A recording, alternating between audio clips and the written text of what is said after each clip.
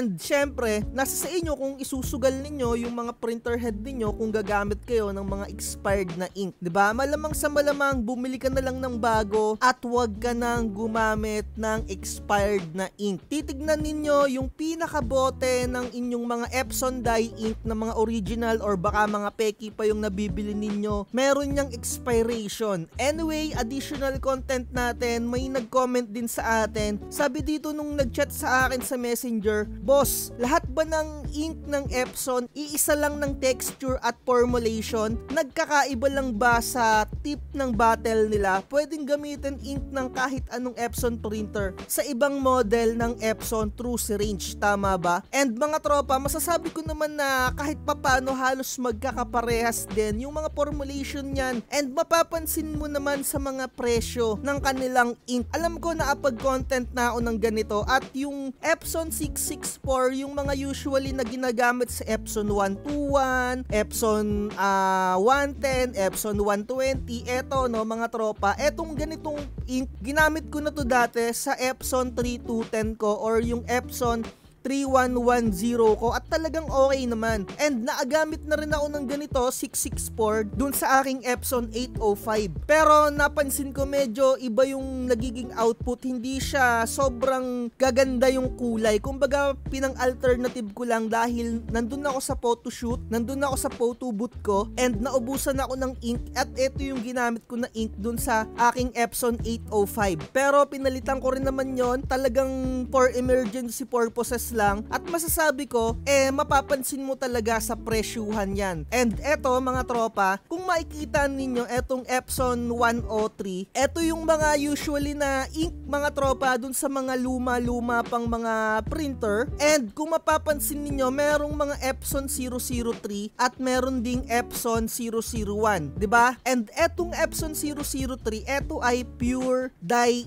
ink, at kung mapapansin ninyo, iisa lang yan ng presyo, halos magkakaparehas lang ng presyo etong 003 at etong 664, at pwede nyo yan gamitin vice versa mga tropa sa mga printer na ginagamit ninyo. Pero syempre, iba yung pinaka tip niya or yung pinakadulo. Kagaya nga nung nag-comment sa atin, tunay na iisa lang halos yung mga formulation yan, pero magkakaiba lang sa mga tip or sa mga dulo. Pero may mga ibang models din ng ink na talagang mas maganda or mas bright, kasi makikita mo naman din talaga sa presyo yan and sa output din nila. Eto no, iba yung pinaka-tip niya, kasi ito isusuksok mo lang dun sa pinaka-tangke niya, and eto meron siyang pinaka-stopper dun sa pinaka-dulo nung kanyang bote. Ayan, halos magkaparas lang yan. And etong Epson 001, magkakaiba lang to dahil yung pinaka-black niya, yung formula niyan ay pigment ink. Dito na yan magkakaiba, mapapansin naman ninyo iba yung presyo niya, halos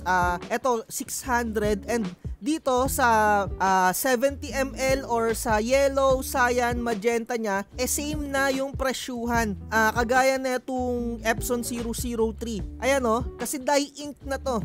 Dye ink na yung mga yan, tropa. So ayan, same yan, pero sa black, pigment ink siya. And eto naman yung sinasabi ko sa inyo mga tropa, kung mapapansin naman ninyo, 1,000 yung pinaka-black niya na kulay, at yung cyan halos 1,000 din, magenta and yellow, kasi eto ay pigment ink. Diyan na magkakaiba yung mga formula niyan or formulation, dahil nga eto ay pigment ink, although yung pinaka bottle niya meron ding stopper para hindi siya natatapon. Kapag isinasalin nyo, kailangan munang magkaroon ng contact dun sa pinaka ink tank para masalin ninyo. And eto naman yung binabanggit ko mga tropa, na hindi siya magkaparehas. Although halos magkaparehas siya ng botilya, kung makikita ninyo no, ayan no, halos parehas siya netong 664, pero eto 673. Eto naman yung sa printer ko na Epson 805. Kasi iba rin yung formula neto, na masyado siyang talagang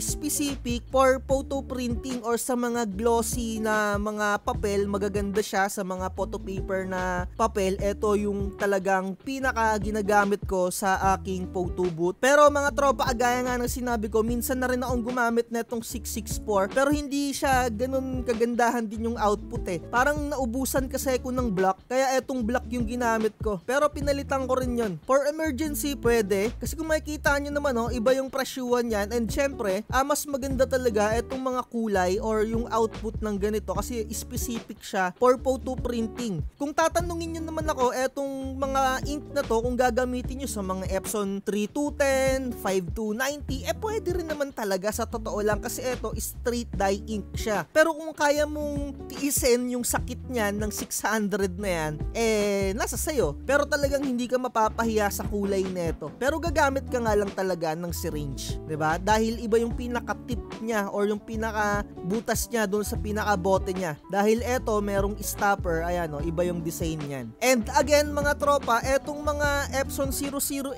pwede nyo rin tong gamitin sa mga Epson 3210 nyo, Epson 5290. Pero ang dyan, kung kaya nyong damahin yung pinakasakit niyan, 1,000 ang isa niyan, tapos baka ang singilan ninyo mura lang ang presyo ng singilan ninyo, 'di ba? Nasa sa inyo kung kaya nyong sumugal sa ganitong kalalaking presyo, 'di ba? Kaya naman talaga tayo nagko-convert into pigment ink at gumagamit tayo ng mga murang pigment ink kasi napamahal ng mga original na pigment ink, 'di ba? So ayan, kagaya nito 100 lang, 'di ba? Kung ikukumpara mo dito na tigi 1,000, nasa sayo. Kung gusto mong i-try, pwede rin naman. So siguro dito na lang natin tapusin yung content natin. Tama naman talaga yung message sa akin neto ni tropa na may mga parehas naman talaga na formula at magkakaiba lang dun sa tip ng bottle, pero may mga ibang ink din na may pigment na black and yung color niya dye ink. At etong mga ganitong combination or hybrid na ink, huwag nyo tong gagamitin sa mga Epson 3210, 5290 ninyo. Meron siyang specific lang talaga na pinaggagamitan. And sa mga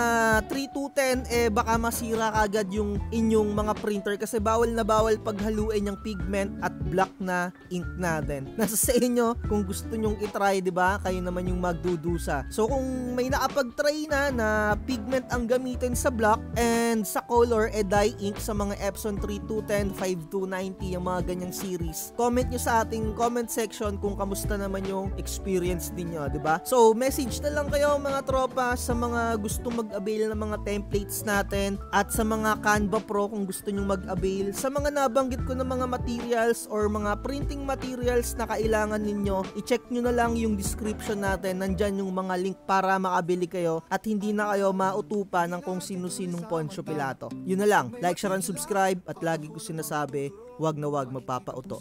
Bye. Huwag kang magpapauto, mag-isip ka sa pilian. Sa laro ng buhay, dama ang tampuhan. Di lahat ng nagpa-hype, siguradong totoo, sarili